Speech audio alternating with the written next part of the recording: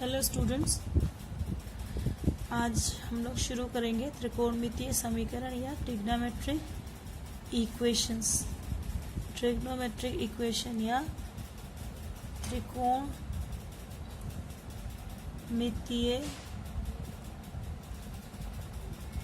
समीकरण। समीकरण आपने पहले भी पढ़ा है ना। जैसे अगर हम लिखें ax plus b y plus c equal to 0, ये एक रेखा का समीकरण है ना, लीनियर इक्वेशन है। अगर x square plus y square is equal to a square लिखें, ये सर्किल का इक्वेशन है, समीकरण है। तो इस तरह से जब हम इक्वालिटी के साइन के साथ बायां पक्ष और दाहिना पक्ष, लेफ्ट हैंड साइड और राइट हैंड साइड लिखते हैं, तो इस तरह से जो मैथमेटिकल स्टेटमेंट होता है उसे हम समीकरण कहते हैं। ठीक है, जो मैथमेटिकल जो गणितीय कथन होता है जिसमें इक्वालिटी के साइन के साथ दो पक्ष LHS लेफ्ट हैंड साइड और RHS राइट हैंड साइड को हम रिप्रेजेंट करते हैं, उसे हम समीकरण कहते हैं। अब अगर किसी समीकरण में एक या एक से अधिक त्रिकोणमितीय फलनों का यूज हो तो हम उसे त्रिकोणमितीय समीकरण कहते हैं। ठीक है, यदि किसी समीकरण में एक या एक से अधिक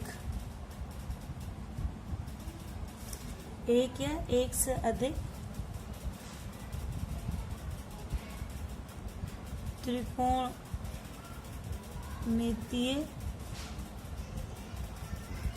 फलनों का प्रयोग हो या समावेश हो तो उस समीकरण को ट्रिग्नोमेट्रिक इक्वेशन या त्रिकोणमितीय समीकरण कहते हैं। ठीक है, अब जब हम ऐसे किसी इक्वेशन को सॉल्व करते हैं ना, तो हमें इसके मूल मिलते हैं। मूल क्या होते हैं? किसी समीकरण के मूल दिए हुए वेरिएबल के अज्ञात उसके वो नंबर होते हैं जिसको अगर हम इस इक्वेशन में रख दें तो इक्वेशन को संतुष्ट करते हैं, सेटिस्फाई करते हैं। जैसे अगर हम लिखें कि 4x minus 16 is equal to 0, तो यहाँ पर हम अगर x इक्वल टू 4 लिख दें RHS में, तो RHS क्या हो जाएगा, LHS में, तो LHS क्या हो जाएगा, 4 गुणे 4 माइनस 16 बराबर 4 चौक 16 माइनस 16 बराबर 0, RHS के बराबर हो गया। इसका मतलब 4 को हम कहेंगे समीकरण का मूल है ना। तो इस अज्ञात वेरिएबल जो x है, x की वो वैल्यूज जो इस इक्वेशन को सेटिस्फाई करती है। सेटिस्फाई करने का मतलब है कि जो मान रखने पर LHS RHS के बराबर हो जाता है, उसे हम समीकरण का मूल कहते हैं।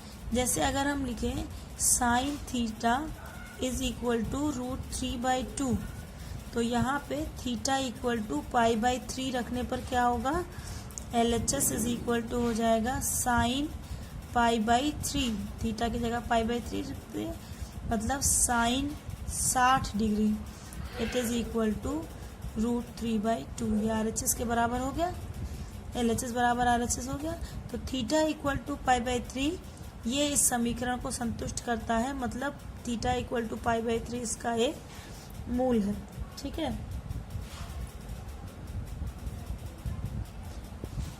किसी भी समीकरण में मूलों की संख्या हमेशा फाइनाइट होती है, परिमित होती है, और उस समीकरण का जो सबसे बड़ा घात होता है उसके बराबर होती है।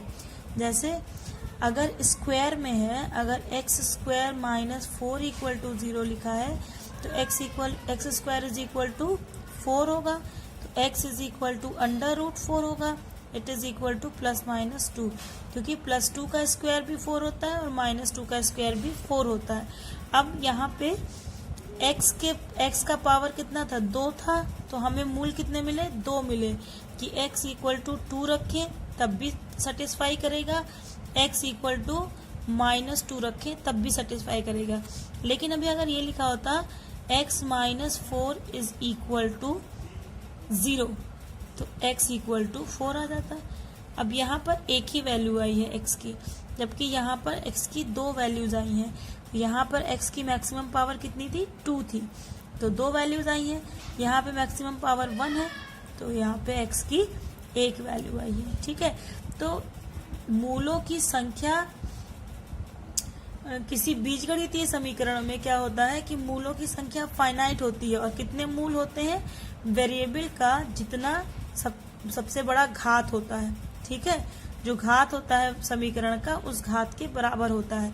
लेकिन त्रिकोणमितीय समीकरणों में क्या होता है, बस इतना ही डिफरेंस है बीजगणितीय समीकरण और त्रिकोणमितीय समीकरण में। ये एक बेसिक डिफरेंस है कि बीजगणितीय समीकरण में हमेशा फाइनाइट नंबर ऑफ आंसर्स मिलते हैं। ठीक है, और वो कितने होते हैं, जितना कि समीकरण का घात होता है। एक्स स्क्वायर था तो 2 मिला, एक्स की पावर 1 है तो 1 मिला। लेकिन त्रिकोणमितीय इक्वेशन जब होता है तो वहां पे ट्रिग्नोमेट्रिक इक्वेशंस में इनफाइनाइट रूट्स मिलते हैं, इनफाइनाइट रूट्स मिलते हैं। ठीक है, अनंत हो जाती है मूलों की संख्या। क्यों होती है अनंत, क्योंकि ट्रिग्नोमेट्रिक फंक्शंस जो हैं, ट्रिग्नोमेट्रिक रेशियोज या ट्रिग्नोमेट्रिक फंक्शंस जो हैं वो पीरियोडिक फंक्शंस होते हैं। कैसे फंक्शंस होते हैं, पीरियोडिक, या इसको हिंदी में कहते हैं आवर्ती फलन। आवर्ती फलन क्या होता है, आवर्ती फलन होते हैं कि जो एक निश्चित समय पर, आवर्ती फलन होते हैं जो एक निश्चित अंतराल पर अपना मान दोहराते हैं, रिपीट करते हैं। ठीक है, ऐसे फंक्शंस को, ऐसे फलनों को हम आवर्ती फलन कहते हैं। जैसे जब हम साइन लिखते हैं ना, साइन एक्स, तो साइन एक्स की वैल्यू हमेशा -1 और +1 के बीच में ही होती है। एक्स कोई भी रियल नंबर हो, for any real x sine x की वैल्यू हमेशा -1 से +1 के बीच में ही होती है। साइन एक्स ना तो -1 से छोटा होगा और ना ही कभी +1 से बड़ा होगा।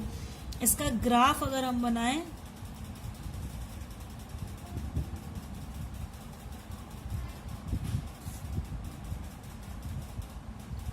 ये 0 है, इस पे डिग्री ले रहे हैं, थीटा ले रहे हैं इस पे, और इस पे एक्स की, इस पे एंगल की वैल्यू, मतलब इस पे साइन थीटा की वैल्यू।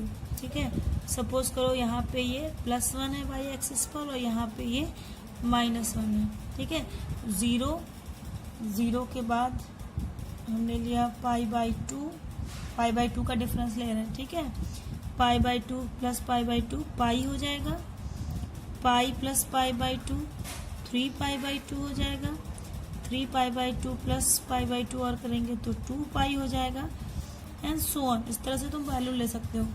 इधर लेंगे तो -π/2 -π -3π/2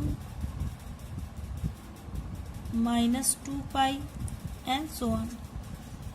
साइन 0 की वैल्यू कितनी होती है, साइन 0 की वैल्यू 0।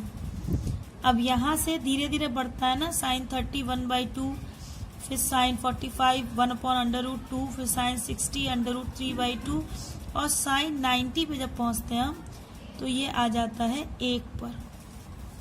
ठीक है, फिर साइन 90 कितना होता है, सॉरी साइन 180 डिग्री, मतलब साइन 90 प्लस 90 है ना। साइन 90 प्लस थीटा कितना होता है, कॉस थीटा, मतलब कॉस 90, और कॉस 90 की वैल्यू कितनी होती है, 0। साइन 0 से 1 होता है और कॉस 1 से 0 हो जाता है, यानी पाई की वैल्यू फिर हो गई 0। फिर यहाँ से ये नीचे घटता घटता आता है और 3π/2 पर फिर से ये -1 हो जाता है, और -1 से फिर बढ़ते हुए 2π पर आकर ये 0 हो जाता है। ठीक है, तो ये जब हम इसकी फ्री हैंड ग्राफ बनाते हैं ना, तो ये ग्राफ इस तरह से मिलता है।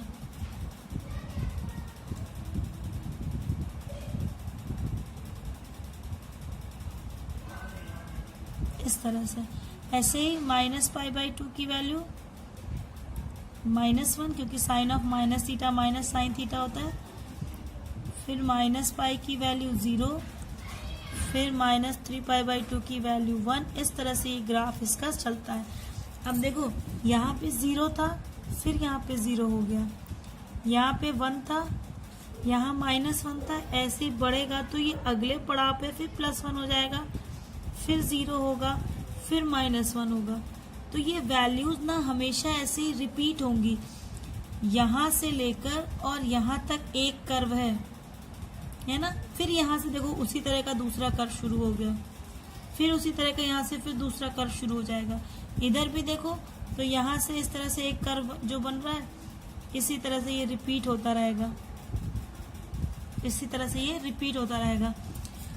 तो ये एक मीन पोजीशन है। मीन पोजीशन के इधर इधर बार बार वो +1 से -1 के बीच में ही इसकी वैल्यू रहती है।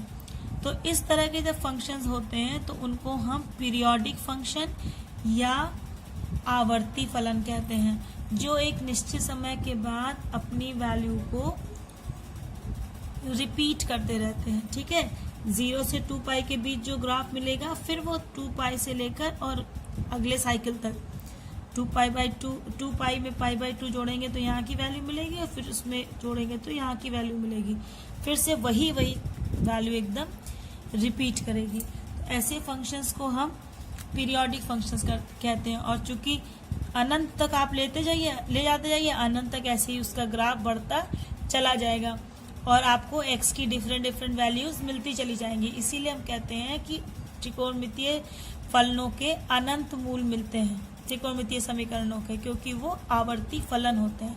तो अब अगर आपसे कोई पूछे कि बीजगणितीय समीकरण और त्रिकोणमितीय समीकरण में क्या अंतर है, तो बीजगणितीय समीकरण के मूल परिमित होते हैं या फाइनाइट होते हैं।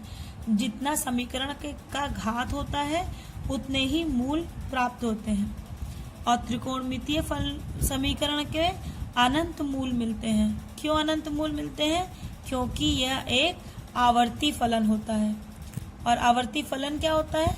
आवर्ती फलन होता है कि ऐसा फंक्शन, ऐसा फलन जो एक निश्चित समय के अंतराल पर, निश्चित इंटरवल पर अपने मान को दोहराता रहता है। ठीक है, तो इसको हम कहते हैं आवर्ती फलन। अब अगर हम इसको प्रैक्टिकली समझें तो देखो, ये हमारा ग्राफ बना, ये हमारा कोऑर्डिनेट है। इस तरह से जब घूमा, एक बार 2π हो गया, फिर जब घूमा तो उसी तरह कंसेंट्रिक सर्कल में ही घूम रहा है ना, एंगल और बड़ा हो गया, और घूमा तो एंगल और बड़ा हो गया। इस तरह से बढ़ता जा रहा है, लेकिन उन्हीं एक्सिस में ही बार बार घूम रहा है ना, रिपीट कर रहा है ना वैल्यूज को। तो जब कोई, इसीलिए त्रिकोणमितीय फंक्शंस समीकरण के, ट्रिग्नोमेट्रिक इक्वेशंस के हम दो तरह के हल निकालते हैं। एक मुख्य हल या इंग्लिश में कहते हैं प्रिंसिपल सॉल्यूशन। ठीक है, प्रिंसिपल सॉल्यूशन क्या होता है? जब हल या जो कोण का मान हम निकाल, थीटा की वैल्यू निकाल रहे हैं, वो 0 से 2π के बीच ही केवल होता है, तो इसे हम कहते हैं प्रिंसिपल वैल्यू। ठीक है, सॉरी, किसी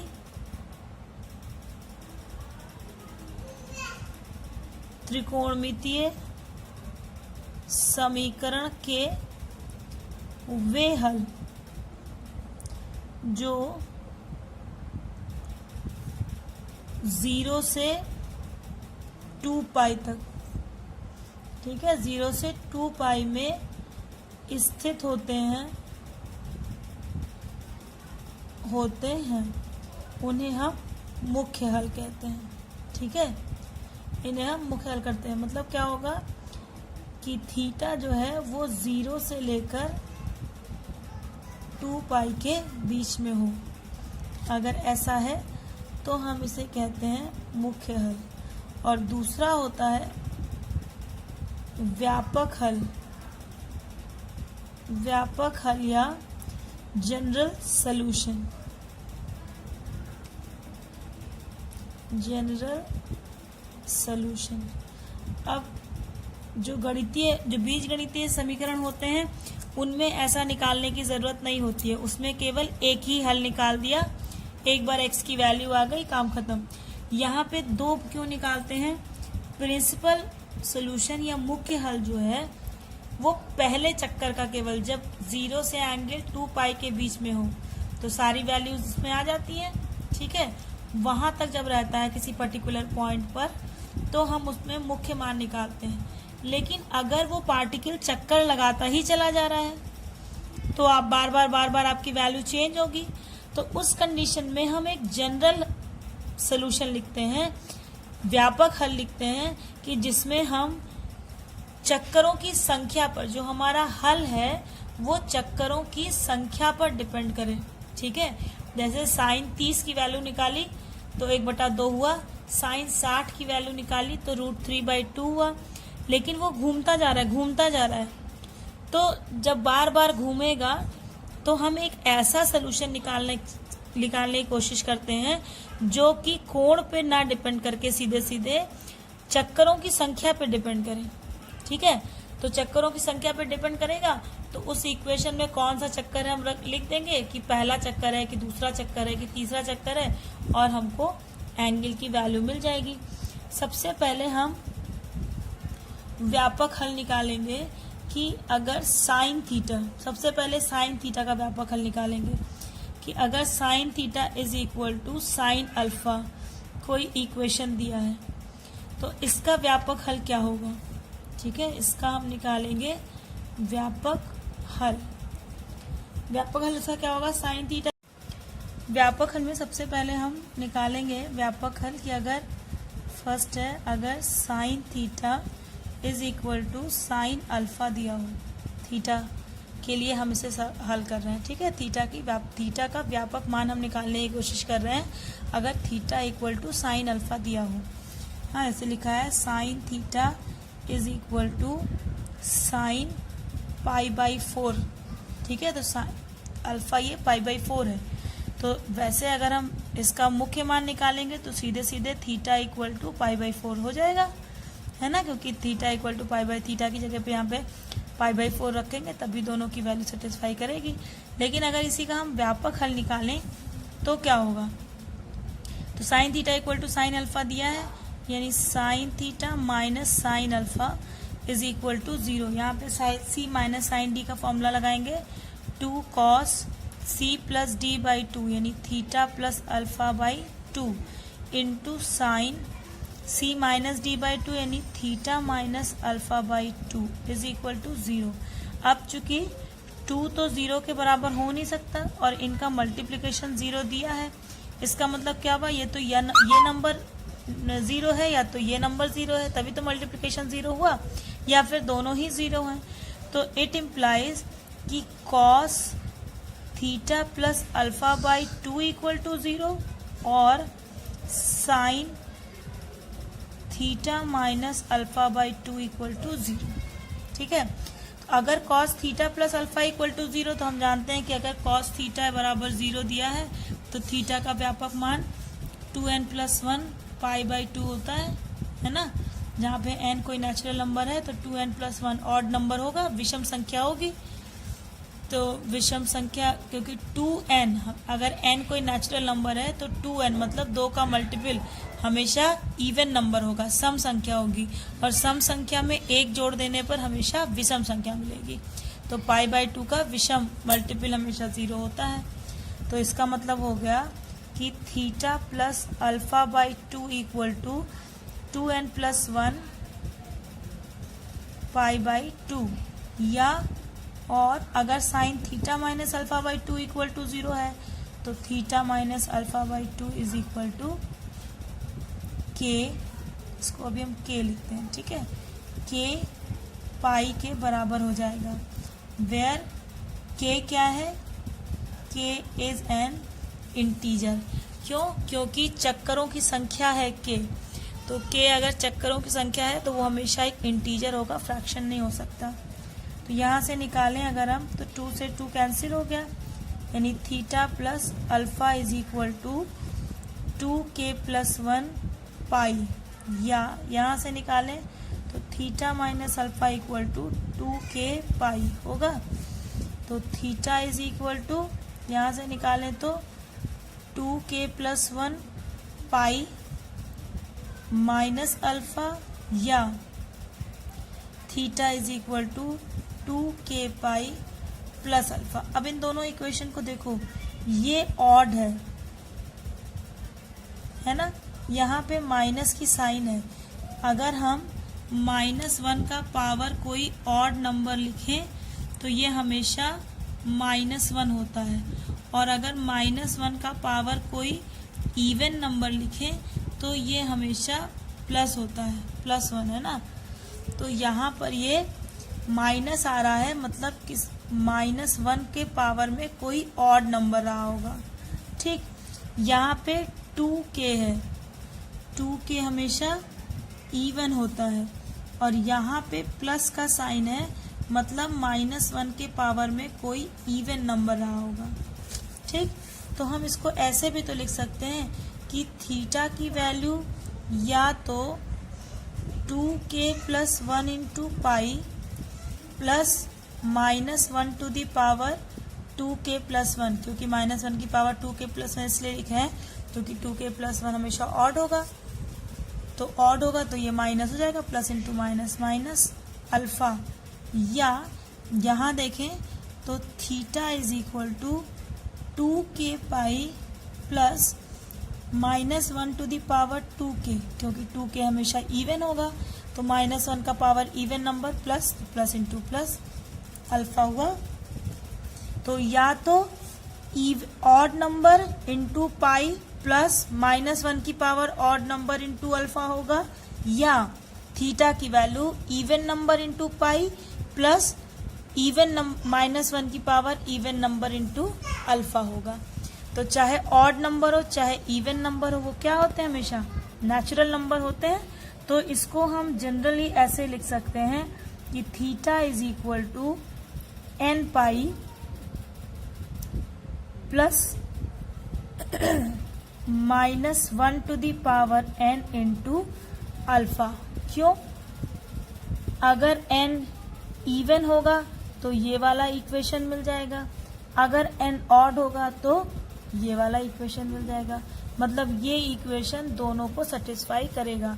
अगर n इवन हुआ तो थीटा बराबर क्या मिल जाएगा, 2k पाई प्लस अल्फा वाला इक्वेशन मिल जाएगा, और अगर ऑड होगा तो थीटा बराबर 2k प्लस 1 माइनस अल्फा वाला मिल जाएगा, ठीक है।